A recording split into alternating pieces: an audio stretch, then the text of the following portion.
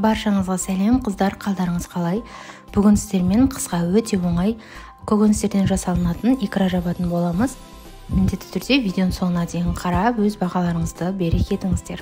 Ең алдымен қажет заттарды алдын ала дайындап аламыз.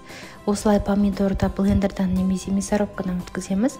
Жасыл және қызыл бұрыш осылай ұсақтап 4 бұрыш етіп турап аламыз. Бір бума жандуды да осылай ұсақтап турап алуымыз керек. Баклажанды да 4 бұрыш етіп ұсақтап турап аламыз. Бір дана немесе 2 дана қалауларыңызға қарай сәбізді де ұсақтап кубиктап турап аласыздар. Содан кейін аскөкпенен чеснокты, яғни сарымсақты да осылай алдын ала бәрін дайындап аламыз. Содан кейін қазанымызды отқа қойып, қысырып, майымызды құйып алуымыз керек. Май қызғаннан кейін пиязды 2 бөлікке бөліп, осылай 2 қазанға бөліп істеп жатырмын. Икраны бір қазанға сыймайды.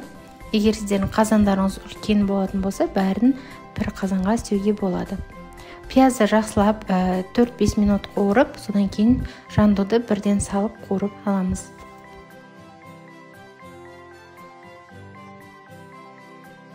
Жандуды 1-2 минут қуырғаннан кейін сәбізімізді де 2-ге бөліп, теңдей етіп 2 қазанға саламыз. Әрбір затымызды салғаннан кейін осылай бірден араластырып отырамыз, жақсы араласу үшін.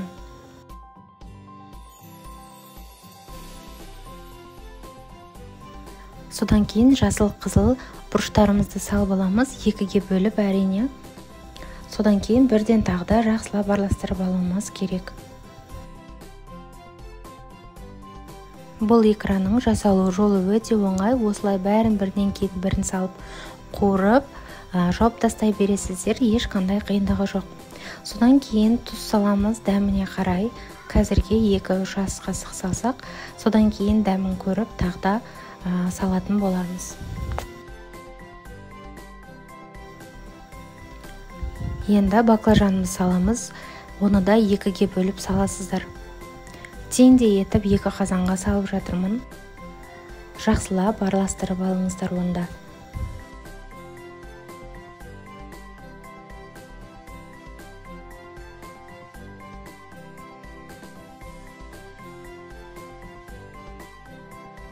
Енді блендерден өткізіп алған помидорымызды, қызанағымызды осылай теңдей етіп 2-ге бөліп аламыз. Қазір кішкене бөлігін саламыз, жақсылап араластырамыз.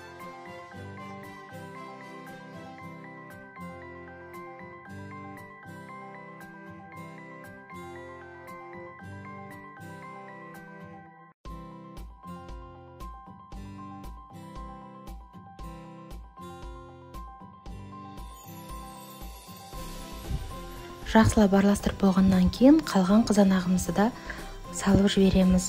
Осылай қазанды толтырып саламыз, өйткені қайнауыменен азайып қалады. Енді жақсылап араластырып алып, қайнауын күтетін боламыз. Қайнап шыққаннан кейін астын баяулатып, қоюланғанша күтетін боламыз.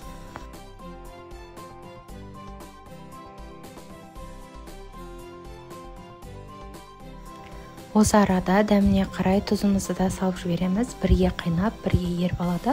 Қатты ащы болып кетпесін, тұзын байқап салыңыздар.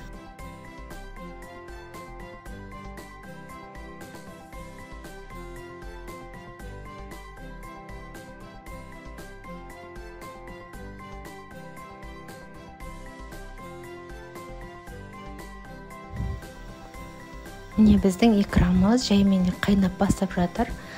Осы уақытта бір араластырып алып, содан кейін қоюланғанын күтіңіздер.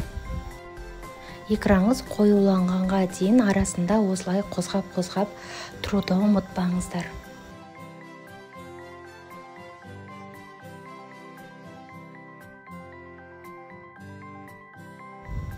Икрамыз дайын болды деген кезде осылай аз көбімізбенен сарымсағымызды салып жібереміз. Содан кейін 1-2 минут қайнатып жаба берсеңіздер болады. Бір бас осындай ашты салып жерсеңіздер болады. Дәміне қарай салмасаңыздар да болады. Банканың бетіне жабатын қақпақтарда осылай ыстық суда 3-4 минут көлемінде қайнатып алыңыздар. Осы арада екінші қазандағы икра да дайын болды. Оған да аз көкпенен сарымсақты салып араластырып аламыз. Бір дана ашты перец салып жібереміз.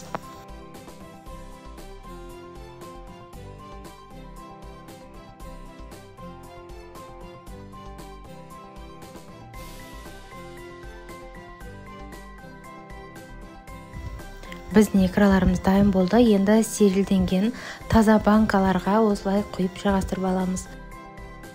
Менде тура 2 литрден 5 банка шықты, яғни 10 литр шықты. Жан-жағын осылай сүртіп, стерилденген крышкаларымызды жауып тастасаңыздар болады. Банкаларыңызды жауып болғаннан кейін бір түнге орап қоюларыңызды сұраймын.